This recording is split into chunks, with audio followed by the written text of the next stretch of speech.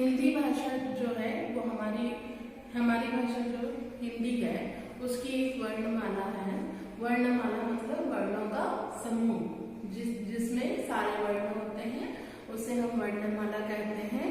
और हमारी जो वर्णमाला है उसमें स्वर और व्यंजन होते हैं, और स्वर और व्यंजन है क्या उसे हम देखते हैं। वर्णमाला में स्वर अ, आ, ई, उ, री, ए, ओ, औ। ये जो है ये 11 है, 11 स्वर होते हैं हिंदी वर्णमाला में। और अगर इसे आप गिनेंगे भी तो ये 11 है।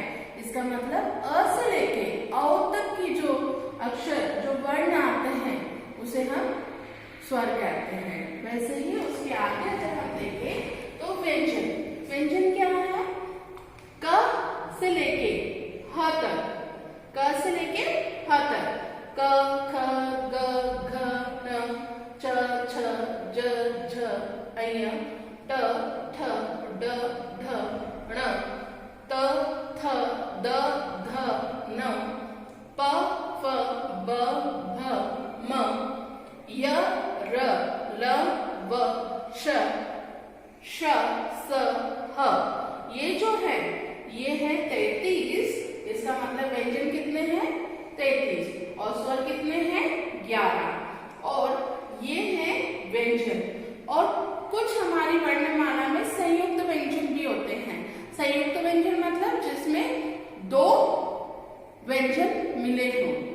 यहाँ पर देखें संयुक्त व्यंजन श, त्र, ज्ञ, श्र, ये क्या है? हमारे संयुक्त व्यंजन। अब अगर हम देखते हैं स्वर, तो एक्चुअल में स्वर क्या है?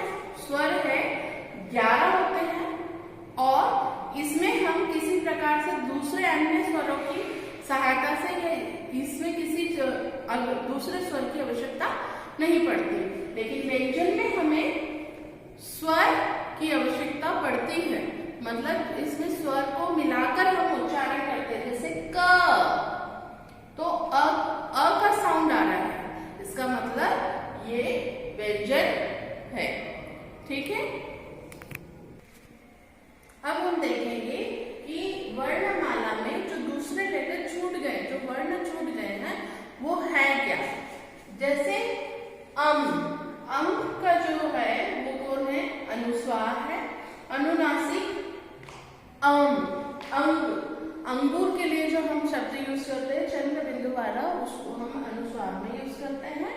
अह जो है वो विसर्ग है, विसर्ग लगा हुआ होता है। ये अधिकतर अगर हम देखें तो संस्कृत में और हिंदी में भी कुछ शब्दों में आता है, जैसे प्रातः। और भी दूसरे शब्द अगर हम देखें तो ऐसे शब्दों में आता है जिसके पीछे ये 2 बिंदियां लगी होती है, इसे हम विसर्ग कहते हैं।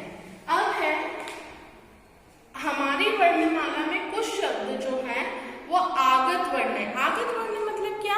दूसरी भाषा से, जो हिंदी नहीं, दूसरी लैंग्वेज से, दूसरी भाषा से जो हमारी भाषा में जुड़ गए हैं, ये जो है शब्द वो हमारे आगत वर्ण कहलाते हैं। ये अक्षर जो है आगत अक्षर या आगत वर्ण कहलाते हैं। जैसे आ से अगर हम देखें तो क्या हो जाएगा? डॉक्टर, बॉल, ज अलग है और ये ज है। ज अगर यहाँ पे बिंदी लगी है इसका मतलब ज। कागज, ज। फिर है फ, ये जो है ये भी आगत ध्वनि है। और ये इससे अगर हम देखें तो फ्रॉक, ये क्या है? आगत वर्ण। दूसरी भाषा से ये जो शब्द आए हैं ये अंग्रेजी से हमारी भाषा हिंदी में आ गए हैं, इसे हम आगत वर्ण कहते हैं। अब हम देखने जा रहे हैं परिभाषा। स्वर और व्यंजन से पहले हमने देखा कि वर्ण क्या है। हम वर्णमाला पढ़ रहे हैं और वर्ण में वर्ण होता क्या है उसे देख रहे हैं। जिस ध्वनि के और अधिक टुकड़े नहीं किए जा सकते उसे वर्ण कहते हैं। मतलब ऐसी ध्वनियां जिसके और टुकड़े नहीं किए जा सकते, जिसमें नहीं कर सकते उसे हम क्या कहते हैं, वर्ण कहते हैं। और वर्ण के जो प्रकार हैं वो हमारे पास 6 हैं। यहाँ पर है स्वर, व्यंजन, अनुस्वार, अनुनासिक, विसर्ग और आगत ध्वनियां। स्वर, व्यंजन, अनुस्वार, अनुनासिक, विसर्ग और आगत ध्वनियां। अगर हम देखें स्वर किसे कहते हैं, तो स्वर जो है जिन वर्णों के उच्चारण में किसी अन्य ध्वनि की आवश्यकता नहीं होती है, इनके उच्चारण में, स्वर के उच्चारण में किसी अन्य ध्वनियों की आवश्यकता नहीं होती है, उसे हम क्या कहते हैं, स्वर कहते हैं। अब व्यंजन हम किसे कहते हैं, जिन वर्णों के उच्चारण में हमें स्वरों की सहायता लेना पड़ती है। ऐसे वर्ण जिसमें हमें स्वर की आवश्यकता पड़ती है उनके बोलने में, उसे हम क्या कहते हैं, व्यंजन कहते हैं।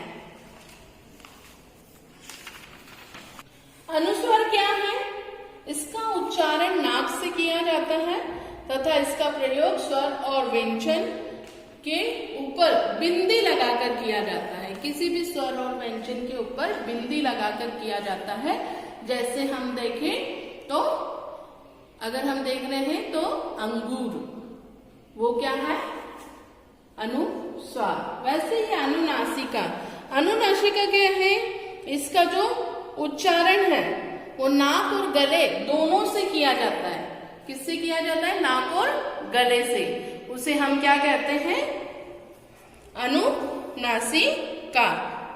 क्या कहते हैं, अनुनासिका।